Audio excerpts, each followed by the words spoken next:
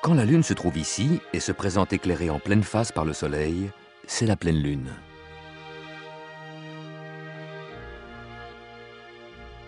Puis, au fur et à mesure que la Lune contourne la Terre, nous voyons, depuis la Terre, une portion de plus en plus mince de sa moitié éclairée. La Lune n'était plus qu'une demi-lune.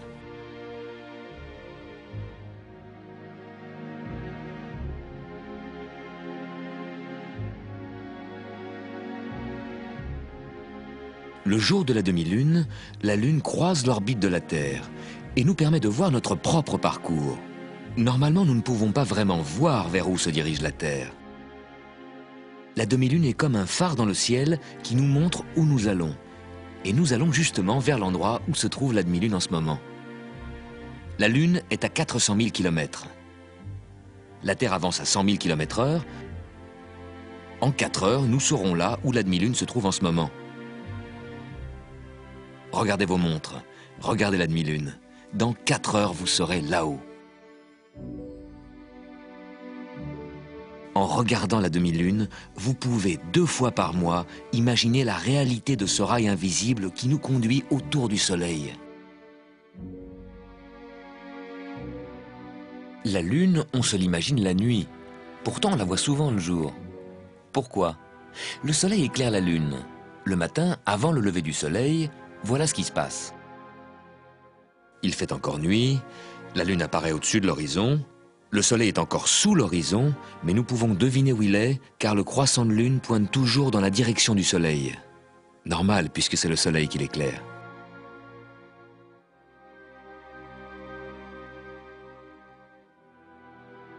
Nous voyons la Lune et les étoiles monter dans le ciel, puis le Soleil se lève. L'air, l'atmosphère qui enveloppe la Terre est de plus en plus illuminée par le Soleil et devient comme un filtre qui nous empêche de voir les étoiles. La Lune, beaucoup plus lumineuse que les étoiles, reste visible.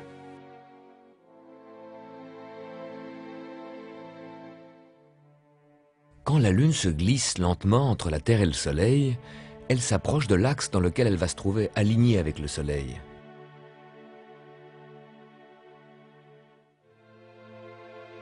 Comme il n'y a plus qu'un petit décalage entre la Lune et le Soleil, nous voyons la Lune éclairée presque à contre-jour. Et nous n'apercevons qu'une petite partie de sa moitié éclairée, un croissant très mince. Il sera tout seul dans le ciel bleu. Pourtant, les étoiles sont là. Mais qu'est-ce qu'elles deviennent, les étoiles, pendant la journée? Elles sont cachées par les couches gazeuses de l'atmosphère, qui enveloppent la Terre et qui, par le rayonnement du Soleil, prend cette couleur bleu ciel. L'atmosphère, c'est l'air que vous respirez, et c'est également ce filtre bleu qui, de jour, nous empêche de voir les étoiles. Notre champ de vision tourne avec la rotation de la Terre.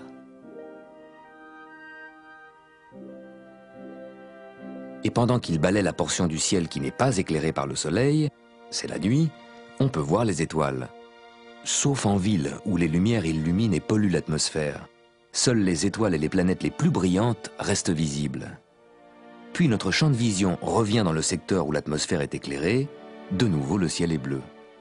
Et dans le ciel bleu, on voit la Lune plus souvent que vous ne le pensez.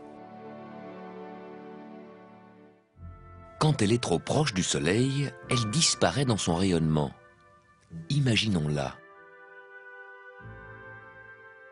Sans que nous la voyions, la Lune traverse le ciel dans la journée, juste à droite du Soleil, invisible. Bien entendu, Soleil et Lune ne sont pas vraiment l'un à côté de l'autre. Le Soleil est 400 fois plus éloigné.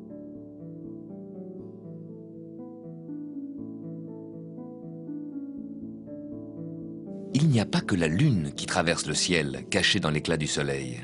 Presque toute la famille des planètes se trouve actuellement dans le même secteur. Saturne, en haut à gauche, est presque aligné avec le Soleil. On ne peut pas le voir. Mercure est si proche du Soleil que de toute façon, on ne le voit que rarement. Vénus est presque alignée avec le Soleil. Jupiter, la plus grande planète, est un peu plus à droite, avec les planètes lointaines Uranus et Neptune, en haut de l'image. Parfois, Mars aussi se joint à toute cette famille invisible qui accompagne le Soleil sur sa trajectoire. Cette semaine, si vous jetez un coup d'œil vers le Soleil, pensez-y. Toutes ces planètes, plus la Lune, traversent le ciel, incognito, cachées par le Soleil.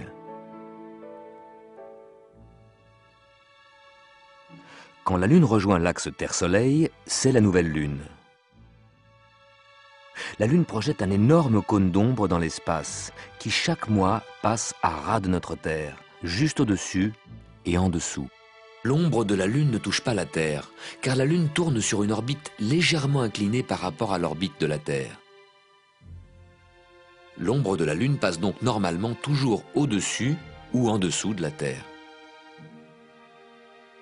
Mais 2 fois par an, l'orbite lunaire arrive à une position qui permet un alignement parfait Terre, Lune, Soleil. L'ombre de la Lune frappe la Terre et cache le Soleil. C'est l'éclipse solaire.